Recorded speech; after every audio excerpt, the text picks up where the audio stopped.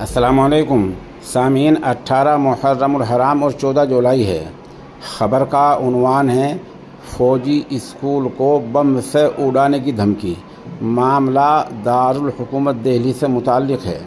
دہلی کے چانکیہ پوری میں واقع نیوی اسکول اور دوارکا علاقے کے CRPF پبلک اسکول کو آج پیر کے دن صبح ای میل کے ذریعے بم سے اڑانے کی دھمکی ملی ہے۔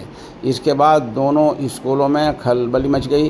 اس حادثے کے بعد دہلی پولیس نے فوراً کارروائی شروع کر دی ہے اور دونوں اسکولوں میں بم مخالف دستے اور ڈاگ اسکواڈ اس معاملے کو سونگھ کر بتانے والے کتے تعینات کیے گئے ہیں۔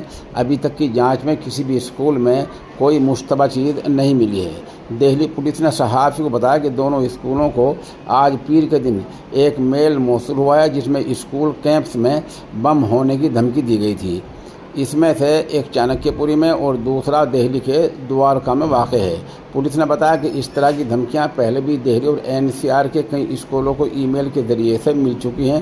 پولیس نے اس سے سنجیدگی سے لیتے ہوئے فوراً جانچ اور شروع کر دی ہے۔ دونوں اسکولوں کو خالی کرا لیا گیا ہے اور طلباء کو محفوظ مقامات پر لے جایا گیا۔